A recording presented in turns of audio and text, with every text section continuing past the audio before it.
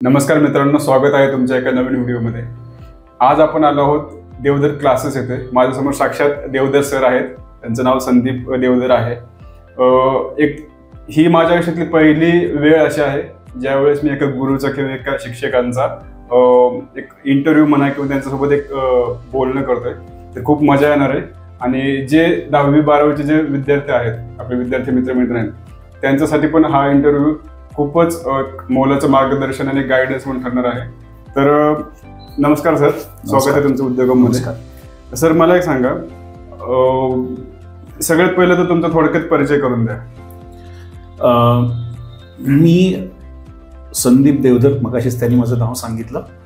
माझं MSc bye research हे मुंबई युनिव्हर्सिटीतनं शिक्षण झालेलं आहे। माझ्या वडिलांचे स्वतःचे केमिकल फॅक्टरी होती आणि तिथं काम करत असताना माझं MSc बाय रिसर्चचं शिक्षण पण त्याच वेळेला चालू होतं। तर MSc बाय रिसर्चचं शिक्षण चालू असताना माझे जे गाईड होते, त्या गाईडनी मला असं कंपल्शन केलं की तू रिसर्च प्रोजेक्ट करत असताना केमिस्ट्री या सब्जेक्टच्या एका कोपऱ्यामध्येच फक्त अभ्यास करतोस, बाकीच्या पूर्ण केमिस्ट्रीशी तुझा टच राहणार नाही। सो माझ्या गाईडचे आता आज मी एवढ्या वर्षानंतर म्हणू शकतो की माझ्यावर अनंत उपकार आहेत की त्यांनी मला सांगितलं की तू कंपल्सरी क्लासेसमध्ये ट्युशन्सना शिकवणं आवश्यक आहेस। जेव्हा तू क्लासेस घेशील, जेव्हा तू वेगवेगळ्या वर्गांना 11वी 12वी FY BSc वर्गांना शिकवशील, तेव्हा तुझ्या केमिस्ट्रीच्या सर्व भागांना, फिजिकल केमिस्ट्री असो, ऑर्गॅनिक असो, ॲनालिटिकल असो, सर्व सब्जेक्टला तुझा टच राहील। आणि त्यांनी मला ते कंपल्शन केल्यामुळे डिग्रीसाठी की तुला जर डिग्री हवी असेल तर कंपल्सरी तुला क्लासेस घ्यावे लागतील। हे माझ्या आयुष्यातला एक मोठा वळण होतं, कारण ते सवय नव्हती कधी। बरोबर। सो ही फोर्स मी की तू क्लासेस घे। आणि मग मुंबईमध्ये मी हळूहळू त्यांच्याच ओळखीने मला 2-3 क्लासेस मिळाले। मग तिथल्या मुलांना आवडलं, मग त्या सरांनी दुसऱ्यांना सजेस्ट केलं। So I use to teach almost 4-5 different classes in Mumbai. Okay. आणि मग वडिलांनी माझ्या स्वतःची केमिकल फॅक्टरी इथं जेव्हा चालू केली, तेव्हा मग मी पुण्यामध्ये आल्या माझं त्याच वेळेला नुकतंच लग्न ठरलं होतं। मग नवीन फॅक्टरीतनं इन्कम एक्सपेक्ट करणं शक्य नव्हतं। बरोबर। म्हणून मग वडील म्हणले की तुझं एकीकडे ज्या क्षेत्रात तुझा एक्सपिरियन्स आहे तर तू एकीकडे क्लासेस घे सकाळ संध्याकाळ आणि दिवसभर फॅक्टरीमध्ये काम कर।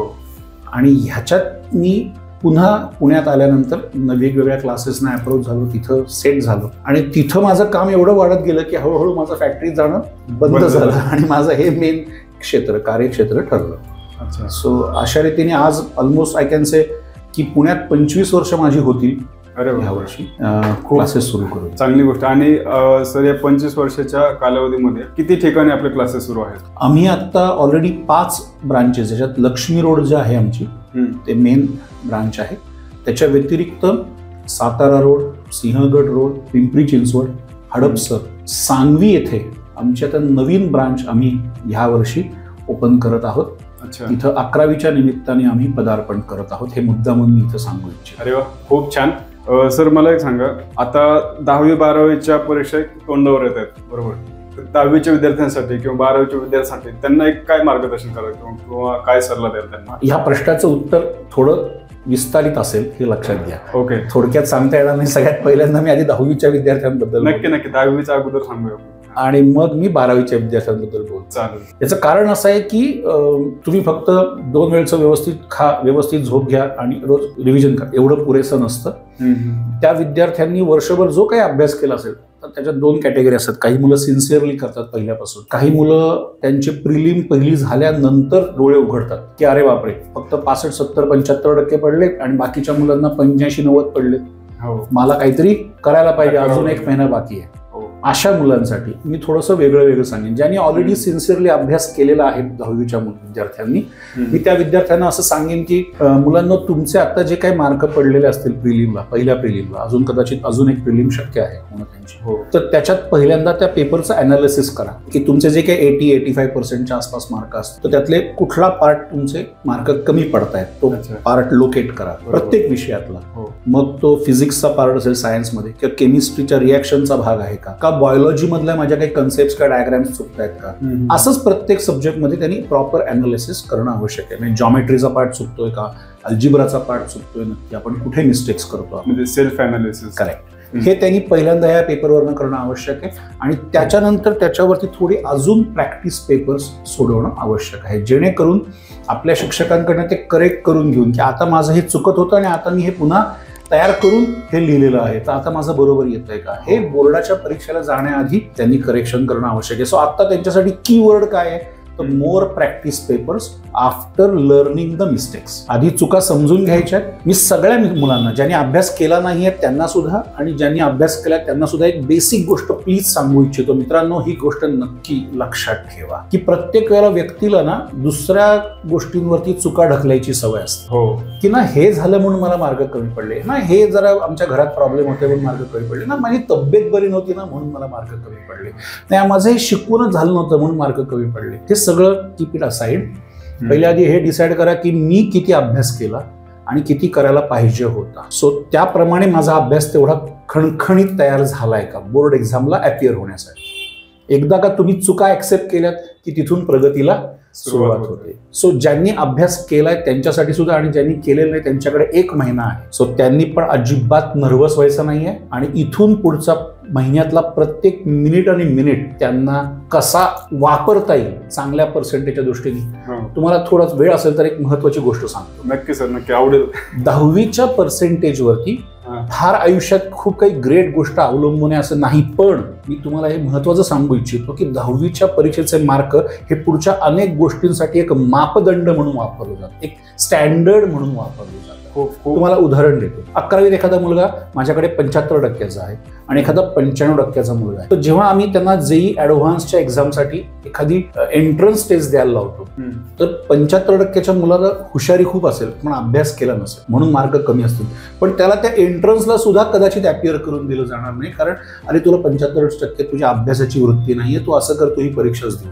तो हुशार असून सुद्धा कदाचित तो डिप्राइव्ड राहू शकतो. सो मला असं म्हणायचं की त्याच्यावर एकच उपाय आहे, पुन्हा अभ्यास करायचा 11वीमध्ये आणि मार्कांवरती सिद्ध करायचं की नाही मी करू शकतो, तर मागच्या वेळेस मी अभ्यास केला नव्हता म्हणून कमी मार्क आले. मग जर आपल्याला हे गमवायचं नसतील, पुढचे जे मिळणारे फायदे आहेत आपल्या पर्सेंटेजमुळे, चांगली शाळा, चांगलं कॉलेज मिळणं, चांगल्या कॉलेजमुळे चांगलं शिक्षण मिळणं, हे पुढं तर त्याच्यावरती अवलंबून असतंच, नो डाऊट अबाउट इट. पण सगळ्यात महत्वाचं काय की आत्ता आपल्याला पडलेल्या मार्कांनी अजिबात नर्व्हस न होता पुढच्या महिन्याभरात व्यवस्थित प्लॅनिंग, कुठे चुका झाल्या ते लोकेट करणं, त्याची पुन्हा तयारी करणं आणि त्याची रिव्हिजन करून त्याच्यावरती पेपर सॉल्व्ह करणं, हे त्यांचं काम जरा थोडं वाढलेलं आहे.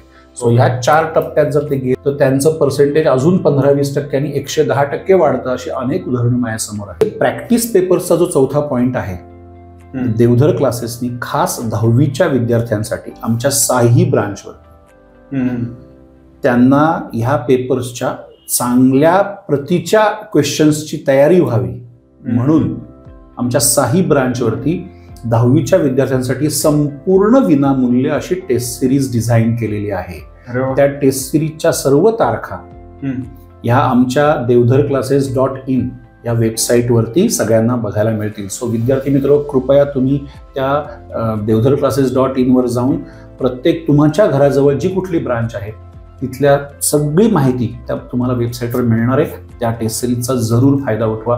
तुमच्या पर्सेंटेजमध्ये कमीत कमी 10 ते 15% वाढ झाल्याशिवाय राहणार नाही याची मी खात्री देऊ शकतो. नक्कीच. आणि वेबसाईटची लिंक पण आपण खाली डिस्क्रिप्शनमध्ये देतोय, म्हणजे तुम्हाला वेगळं चेक करण्याची गरज नाहीये. त्या लिंकवरती क्लिक करून डायरेक्ट तुम्ही वेबसाईटवरती जाऊ शकता. सो 10वीच्या विद्यार्थ्यांसाठी मला हे नक्की सांगता येईल. 12वीच्या विद्यार्थ्यांसाठी मी आता सांगू इच्छितो की त्यांच्यासाठी आता फार दिवस राहिलेले नाही. फेब्रुवारी 22च्या साधारण आसपास त्यांची परीक्षा सुरू होणार आहे, बरोबर, बोर्डाची. सो ज्या मुलांनी 12वीचा वर्षभर अभ्यास न करता एंट्रन्सवर कॉन्सन्ट्रेट केलेला आहे त्यांनी एकदा बोर्डाचं पुस्तक थरली नजरेखालनं घालणं, त्यातले काही पॉइंट्स जर राहिले असतील त्याच्या खालचे जे एक्झरसाइज मधले क्वेश्चन असतात ते क्वेश्चन्स बघणं आणि त्यातला आपला काही पार्ट राहिलेला. कधी कधी काय होतं, एंट्रन्सचा अभ्यास करताना आयदर खूप डीप अभ्यास होतो किंवा जेवढी गरज असते तेवढाच होतो. त्याच्या मधल्या पॅरेग्राफमध्ये काही माहिती असेल तर ती बघितलीच जात नाही आणि कदाचित बोर्डला तो प्रश्न येऊ शकतो. म्हणून नजरेखालनं पूर्ण पुस्तक घालणं हे त्याच्यावरचा एक महत्वाचा उपाय आहे. तुमचा थेअरी पार्ट जेवढा तुम्ही व्यवस्थित बोर्ड एक्झामला जाताना तयार करून जाल, सो त्यासाठी माझी सजेशन आहे की थोडा आता एंट्रन्सचा अभ्यास कमी करायचा इथून पुढे. आतापर्यंत केला ठीक आहे, मी पूर्ण सोडून द्या असं म्हणणार नाही, पण रात्रीचे 1-2 तास या सकाळी 1-2 तास एवढं बास आहे. बाकी दिवसभर त्यांनी थेअरीवर कॉन्सन्ट्रेट करायचं. म्हणजे एंट्रन्स पूर्ण सोडून पण नाही द्यायचं, पण पूर्णपणे 12वीला वाहून घेतलं, एंट्रन्स सोडून दिलं असं नाही, आणि पूर्णपणे अजून एंट्रन्स चालू आहे आणि 12वी अजिबात करत नाही असं पण नाही.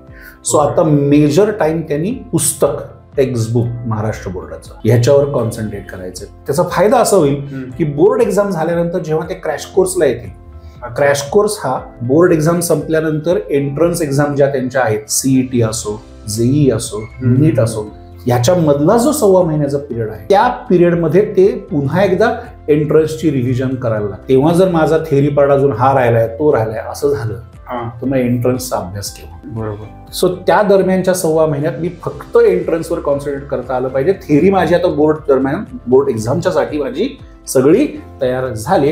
ही शांतता डोक्यात ठेवून त्यांनी क्रॅश कोर्सला अप्रोच व्हायला पाहिजे. क्रॅश कोर्स वरतीच माझा दुसरा प्रश्न आहे. जसं तुम्ही आता क्रॅश कोर्सचा उल्लेख केला, तर आपल्या देवधर क्लासेसच्या माध्यमातून आपण येणाऱ्या 10वी किंवा 12वीच्या विद्यार्थ्यांना काही क्रॅश कोर्स आणतो का? म्हणजे 2 वेगवेगळ्या प्रकारच्या गोष्टी आहेत त्याच्यात. क्रॅश कोर्स हा जो असतो तो आता 12वी परीक्षा, बोर्ड एक्झाम झाल्यानंतर आपला चालू होणार आहे 7 मार्च पासून. मला माहिती आहे की बऱ्याच 12वीच्या विद्यार्थ्यांची त्याच्यानंतर IT, इलेक्ट्रॉनिक्स अशा पेपरांचे शिल्लक राहिले असतील त्याचे अटेम्प्ट्स. पण गंमत अशी आहे की ह्या वर्षी परीक्षा अलीकडे आलेली आहे. जेईचे अटेम्प्ट्स 20 एप्रिल नंतर सुरू होत आहेत आणि सीईटीचे अटेम्प्ट्स 25 एप्रिल पासून सुरू होत आहेत.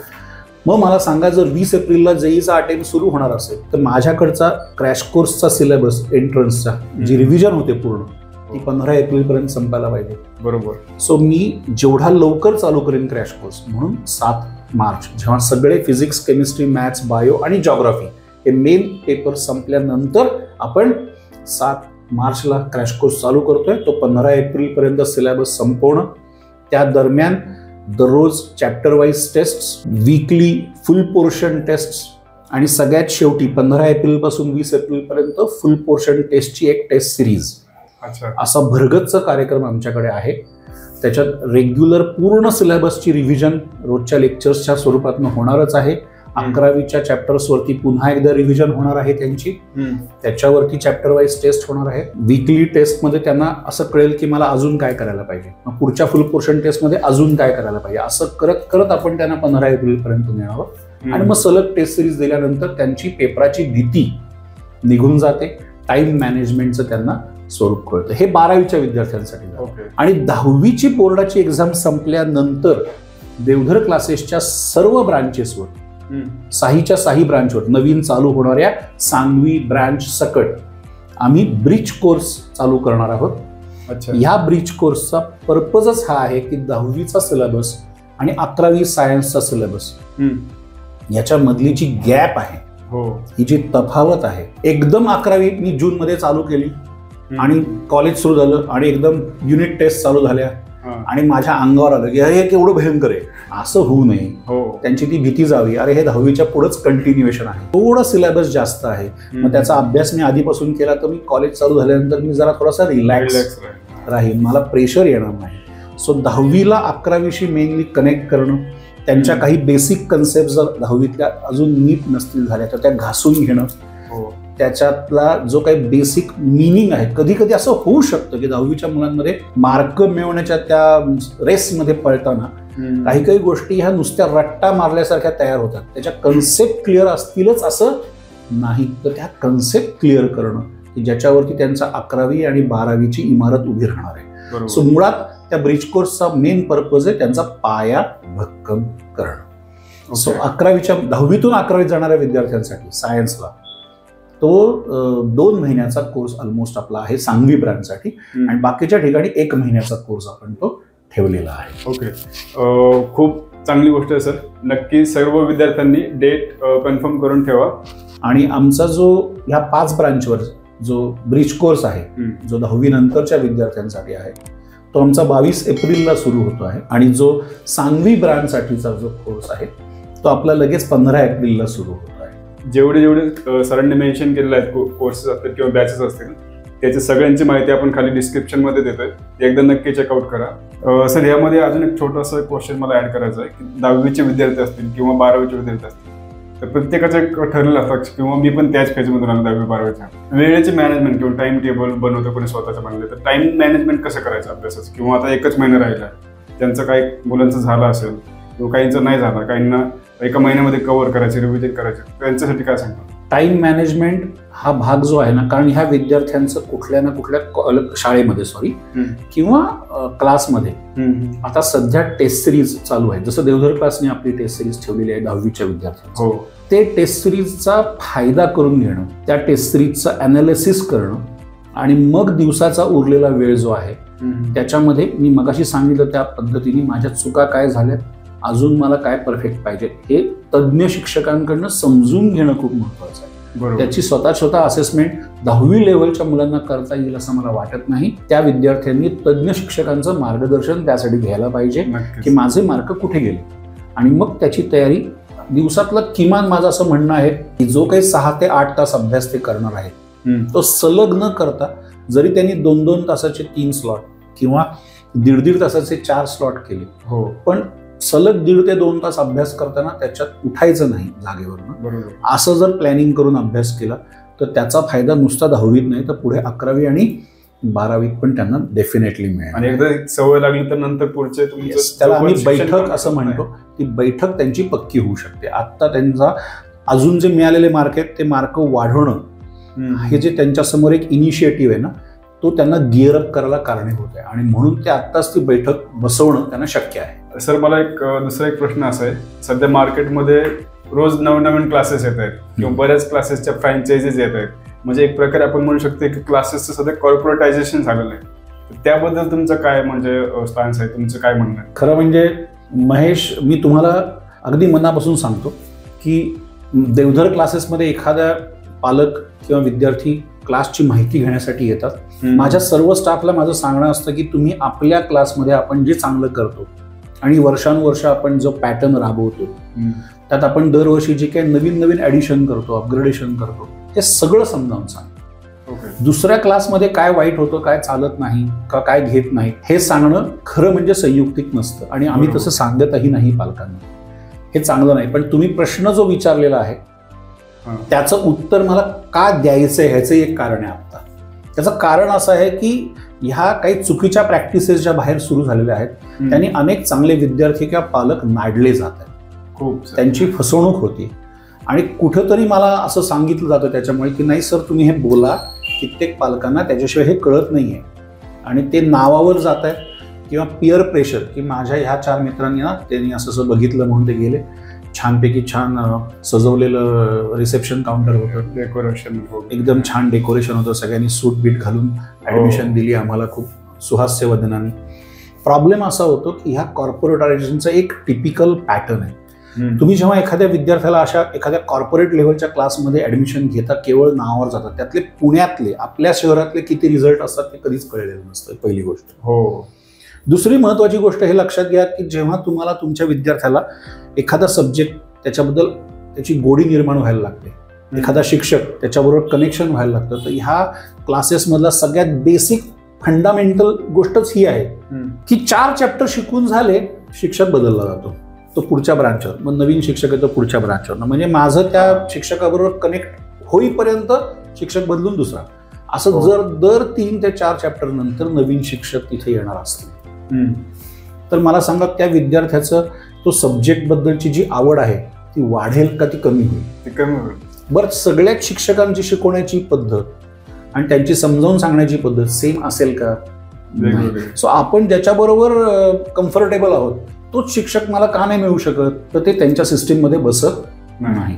समजा तुम्हाला एखाद्या गोष्टीबद्दल काही शंका असतील, काही डाऊट्स असतील, काही गोष्टी एक्स्ट्रा करून घ्यायच्या असतील म्हणून पालक तुमच्याबरोबर आले, तर ज्या सब्जेक्टच्या टीचरनी तुमचे प्रॉब्लेम सॉल्व्ह करायला पाहिजे ते न करता तिथला जो रिसेप्शन काउंटरवर बसलेला स्टाफ असतो तो तुम्हाला कम्प्युटर जनरेटेड एक प्रिंट देतो की तुमच्या मुलांनी हे एवढे पेपर दिले, त्याचा असा ग्राफ आहे, त्याचं हे अनालिसिस आहे, असा ग्राफ वाढत जाईल, असा केला तर असा खाली येईल. त्या पेपरनी तुमचा काय फायदा होतो, काय सॅटिस्फॅक्शन मिळतोय लाखो रुपये फी भरल्यानंतर? मला सांगा. जेव्हा आपल्याला एखादा सब्जेक्टचा टीचर भेटतो आणि तो मुला असं नाही तुझं हे चुकतं या पेपरवरनं, तर तू आधी पहिला असा अभ्यास कर, त्याची अशी तयारी कर, या रिॲक्शन लिहून काढ तर तुला त्या कळतील, या गोष्टी वाचून काढ तर तुला त्या कळतील, अशा 10 मेथड सांगतो, तेव्हा पालक आणि विद्यार्थी खऱ्या अर्थाने सॅटिस्फाय होतो. ती सॅटिस्फॅक्शन लेव्हल इथं कुठेतरी हरवलेली असते. तो जो पर्सनल टच आहे तो इथं गायब होतो. हे सगळ्यात क्लासेस कमी, शिकवण कमी आणि बिझनेस जास्त. म्हणजे तुम्हाला तुमच्या विद्यार्थ्याचं किंवा तुमच्या ज्या काही अडचणी आहेत त्याच्यावर कम्प्युटर जनरेटेड प्रिंटआउट हे उत्तर असू शकत नाही. त्याला पर्सनल टच त्या क्लासचा जो प्रोप्रायटर आहे स्वतः, जो स्वतः मेन टीचर असायला पाहिजे, जो स्वतः कधीच टीचिंग करत नाही, तो आपल्याकडे नवीन नवीन वेगवेगळे टीचर्स एम्प्लॉय करतो आणि त्यांच्याकडनं शिकवून घेतो. त्याच्याशी तुमचं भेट होते का, किती वेळात तो तुमचे प्रॉब्लेम ऍड्रेस करतो, हे सगळं तुम्ही नंतर लक्षात घेऊन उपयोग नाही, तोपर्यंत तुमच्या ऑलरेडी निम्मे पाऊण फी भरली गेलेली असते. त्यासाठी इन्स्टॉलमेंट फॅसिलिटी पण फारशी नसते, 2 किंवा 3 इन्स्टॉलमेंट मध्ये तुम्हाला ऍडमिशन मिळते आणि भरावे लागतात ते पैसे. ह्याच्यापेक्षा मोठा स्कॅम हा आहे की आमच्याकडे ऍडमिशन हवी असेल चांगल्या बॅचला तर तुम्हाला एक एंट्रन्स एक्झाम द्यायला लागते. आता गंमत अशी की एंट्रन्स एक्झाम चेक करणारे पण तेच असतात, काढणारे पण तेच असतात, आणि त्याच्यानंतर जेव्हा पालक आणि विद्यार्थी भेटायला येतात तेव्हा मोठ्या आवाजात कॉंग्रॅच्युलेट करून की तुमच्या विद्यार्थ्यांनी इतकं भारी काम केलेलं आहे की आमची जी 2.5 लाख फी आहे ती आता आम्ही 2.25 लाख करत आहोत. सो तुम्ही मला सांगा की जी फी ऑलरेडी 2.25 लाखाचीच असेल तर त्याला आधी 25,000 वाढवायचे आणि 25,000 परत कमी करायचे, आणि मग पालकांचा ऑब्व्हियसली विचार करा मेंटॅलिटी कशी असते अशा गोष्टीकडे बघण्याची की माझ्या मुलांनी एवढा अभ्यास करून माझे 25,000 कमी केले तर पुढे तो काय करेल. ह्याच्यामध्ये तो जो पालक किंवा जो विद्यार्थी आहे तो ट्रॅप होतो आणि मग तिथून त्या विशेष सर्कलमधनं बाहेर पडणं इम्पॉसिबल असतं. उद्या एखाद्या पालकांनी असं ठरवलं जरी की नाही माझी 1.5 लाख त्यातली भरलेली फी परत करा, मला पुढचा क्लास नाही कंटिन्यू करायचा, तर तुम्हाला एका उत्तरात गप्प केलं जातं की जा आमच्या लीगल डिपार्टमेंटला जाऊन भेटा, तिथं तुम्हाला काय जे नोटीस द्यायचे ते तुम्हाला उत्तर देते. इथं निम्मे पाऊण पालक गार होतात. म्हणजे लीगली पण थोडंसं लीगल डिपार्टमेंटशी कोण भांडत बसणारे कोर्टात जाऊन हे सांगा.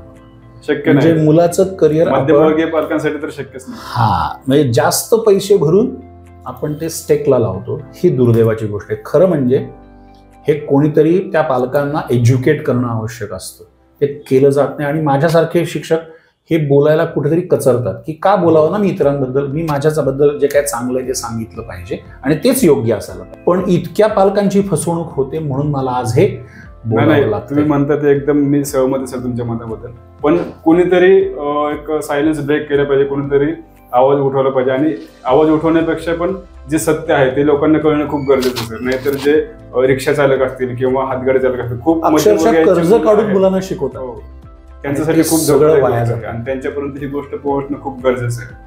म्हणून हा क्वेश्चन आपण घेतला सर. क्लासेस खूप चांगले आहेत, तुम्ही शिकवता पण खूप चांगलं, मी स्वतः बघितलंय मग अशी शिकवताना तुम्हाला, आणि मला पर्सनली खूप आवडली पद्धत तुमची. पण ज्यांना माहिती नाही किंवा जे नवीन विद्यार्थी आहेत, नेमकी ज्यांची 10वी झाली किंवा जे आता क्लासेसच्या शोधात आहेत, त्यांना जर देवधर क्लासेसमध्ये ऍडमिशन घ्यायचं आहे तर काय प्रोसेस आहे किंवा तुम्हाला कॉन्टॅक्ट कसा करायचा, तुमच्यापर्यंत रिच आउट कसं करायचं, त्याबद्दल थोडंसं आपल्या विद्यार्थ्यांना सांगा. तसं आपल्या वेबसाईटवर devdharclasses.in वर आपल्या सगळ्या ब्रांचेसचे फोन नंबर आहेत. त्याच्यात तुम्ही त्या ब्रांचवर फोन करून जर तुम्हाला जनरल माहिती घ्यायची असेल तर आमच्या सगळ्या ब्रांचेसचे पत्ते किंवा फोन करून तुम्हाला मिळू शकते माहिती. फोनवर जाऊन तुम्ही तिथं पर्सनली भेटलात स्टाफला तर सगळी डिटेल माहिती तुम्हाला मिळू शकते. पण तुम्हाला जर मलाच भेटायचं असेल तर प्रत्येक ब्रांचवरती मला भेटण्यासाठीचा एक फिक्स दिवस आणि त्याची वेळ राखून ठेवलेली असते. सो जर तुम्ही सांगितलं की सरांची आम्हाला अपॉइंटमेंट मिळणं आवश्यक आहे तर तुम्हाला योग्य पद्धतीने ती अपॉइंटमेंट दिली जाते आणि त्यावेळेला मी त्या पालकांना भेटून त्यांचं सर्व शंकांचं निरसन 110% करू शकतो. त्यांच्या कोणी ओळखीचे विद्यार्थी आपल्या क्लासमध्ये असतील, काही रेफरन्सनी ते येणार असतील तर त्या विद्यार्थ्यांच्या थ्रू सुद्धा ते मला कनेक्ट होऊ शकतात की सर माझ्या मामाच्या मुलाला किंवा मामाला भेटायचं आहे किंवा माझ्या मावशीच्या मुलाला भेटायचं आहे. तर ते विद्यार्थी माझ्यापर्यंत पोहोचतात आणि मी लगेचच्या लगेच त्यांच्या अपॉइंटमेंट तिथल्या तिथंच क्लिअर करतो. जी मुलं आमच्याकडच्या स्पेशल पोटेन्शियल बॅचमध्ये सिलेक्ट होतात, जे हुशार मुलं असतात, सो अशा मुलांसाठी माझा पर्सनल फोन नंबर पण त्यांना शेअर केला जातो. त्यांचे रेग्युलर डाऊट्स माझ्याकडे रोजच्या रोज येत असतात आणि माझ्याकडनं त्यांना रेग्युलर सोल्युशन्स पण मिळत असतात. ज्या पालकांना अशी अपॉइंटमेंट घेऊन जमत नाही यायला, अशा पालकांसाठी वर्षातनं 2 आमच्या पेरेंट्स मीटिंग होतात, ज्याची महिनाभर आधीपासून त्यांना कल्पना दिली जाते. शक्यतो पालकांना जमेल अशा संध्याकाळच्या वेळेलाच आम्ही त्या ठेवतो. सो जेणेकरून पालक आपली कामं संपून ते येऊ शकतात. एक साधारण क्लास सुरू होऊन 2 महिने झाले की आम्ही काय केलंय, काय करणार आहोत हे सांगण्यासाठी असतं. आम्ही कसं शिकवतोय, काय करतोय, मुलांचे परफॉर्मन्स कसा होतोय ते सांगण्यासाठी असतं. आणि एक नॉर्मली दिवाळीची सुट्टी संपल्यानंतर कोर्स संपायला अजून 2-3 महिने आहेत, तर त्यांनी अजून काय करायला पाहिजे, कसा अभ्यास चालू आहे. प्लस आमची दरवर्षी जानेवारीत 12वी चालू होते, त्या नवीन कोर्सेसची माहिती सांगणं, हे पालकांना सांगण्यासाठी वर्षातून 2 पेरेंट्स मीटिंग पण डेफिनेटली होतात. सो पालकांच्या काही अडचणी असतील तर पालक माझ्याशी डायरेक्ट 1 to 1 कनेक्ट होऊ शकतात. ते पेरेंट्स मीटिंगमध्ये हे प्रश्न विचारू शकतात. हा एक डेफिनेट ॲडव्हान्टेज आहे. खूप छान सर. खूप खरंच मनापासून धन्यवाद सर, उद्योगमला वेळ दिल्याबद्दल आणि खूप छान वाटलं तुमच्याशी बोलून सर. तर मित्रांनो, हे होते देवधर सर. हे क्लासेस तुम्ही एकदा नक्की जॉईन करा किंवा इन्क्वायरी करून जॉईन करा. एकदा भेट द्या सरांना.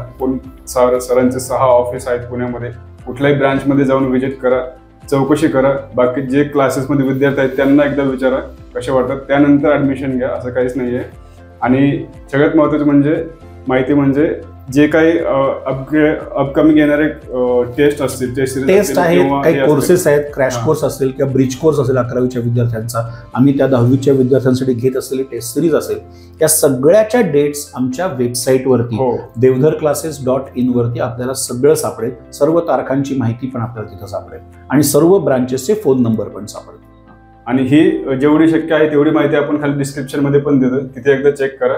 काही लागलं तर यांचे प्रत्येक ब्रँचचे नंबर पण आपण खाली देतोय, कॉन्टॅक्ट डिटेल्स, तिथे एकदा कॉन्टॅक्ट करा तुम्ही.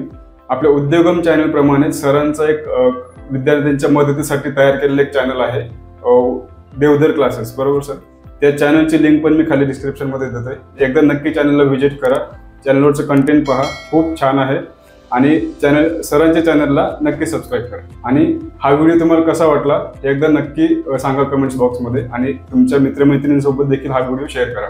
पुन्हा एकदा भेटूया अशाच एका नवीन व्हिडिओमध्ये. तोपर्यंत नमस्कार.